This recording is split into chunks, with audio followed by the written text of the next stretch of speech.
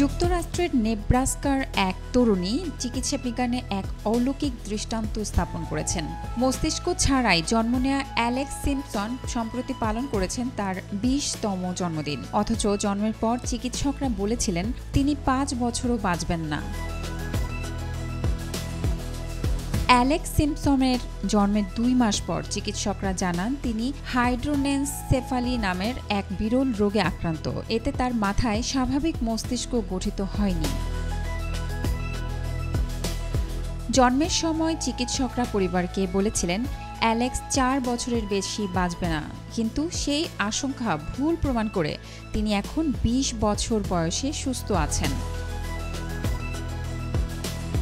অ্যালেক্সের বাবা শন সিম্পসন বলেন, ২০ বছর আগে আমরা ভয় পেয়ে গিয়েছিলাম, কিন্তু বিশ্বাসই আমাদের টিকিয়ে রেখেছে।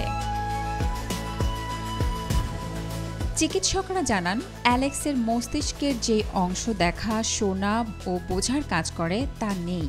তবু তার পরিবার মনে করে তিনি আশেপাশের পরিবেশ অনুভব করতে পারেন।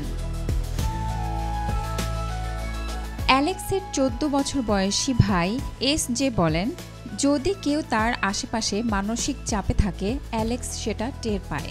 কিছু না ঘটলেও সে অনুভব করে। যেমন আমার দাদা দাদি ব্যথায় কষ্ট পান, অ্যালেক্সও সেটা বুঝতে পারে। এস.জে আরও বলেন, তিনি গর্বিত যে অ্যালেক্স তার বোন। তার অবস্থা বোঝার জন্য তিনি নিজ সময় ব্যয় করে বিষয়টি নিয়ে পড়াশোনা করেন, যেন আরও ভালোভাবে তাকে সহায়তা করতে পারেন। চিকিৎসকরা অ্যালেক্সকে জীবন্ত বিস্ময় বলে অভিহিত করেছেন। তাদের মতে এই ঘটনা চিকিৎসার ইতিহাসে অত্যন্ত বিরল এবং মানব শরীরের অভিযোজন ক্ষমতার অন্যান্য উদাহরণ। Desk report, B news 24।